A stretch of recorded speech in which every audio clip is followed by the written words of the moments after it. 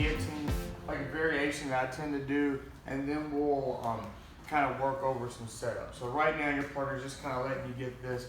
Now, for me, I got the same kind of thing. I got my armpit in the back of his neck, and my arm is underneath his chin.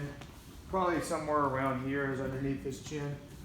And the difference is I'm over his arm.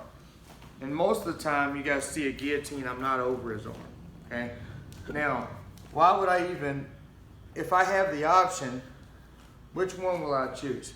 Me personally, it's normally you got a better choke if you don't have the guy's arm in there. This is a tighter choke normally, but frequently the guy's arm's in the way. And he's tight to you and you can't get your hand in there, and then you accept this choke. So in my opinion, if you get good at this guillotine, you're gonna have more opportunities with it. So when you get an Arm-In guillotine, you gotta fall to your side. I take my leg out and I fall to my side.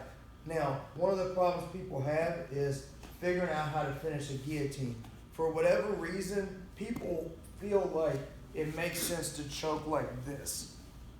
Okay, if you're choking a guy like this, I'm not saying it won't work, but if it did work, it's 100% your arm strength choking him.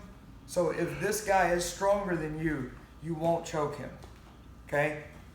You need to turn your body this way. A leg goes over his back, and look, I'm turning like this and crunching in. And that's the way the choke is working. Now, there are couple things, like if he's standing up, when I attack this choke and I go under, I have to pull my hand up tight, okay? And I'm coming in and turning a little bit, okay? In and turning a little bit. I like to do it. This happens a lot if a guy goes for a double leg on you, okay? That's one way. And what I want to work is, let's say the guy's got my legs, he's going for a double leg. Okay, so this is kind of the setup that I tend to use. One, a lot of times I'll push the guy's head down, and when his head comes up, I'll grab and I'll go for this choke, okay? This is one setup I use. Another setup I use is, this is like the second part of it. Let's say I push his head down, his head comes up, I go for the choke, and that's one way I finish. Sometimes I get here and he tucks his chin again and I can't get my arm under his head. What I do is I go under here and I post and I pull him up a little bit. And even if he doesn't fall, sometimes he looks up real quick, just trying to fight it, and then I'll shoot under and get under his neck, okay?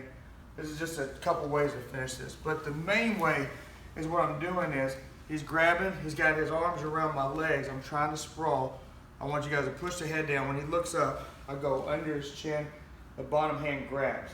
This foot turns in, and then I go over his back.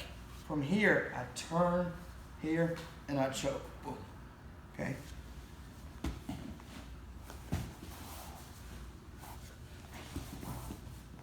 Okay, here's a little added step. You don't have to do it just in this setup, but sometimes this helps me finish the choke, is when I'm laying back, I put my foot on his hip here. So when I go for the choke, I'm pushing off, and that helps finish from here. Sometimes I don't have to turn as hard because I got my foot here, and I push and I go there to finish the choke.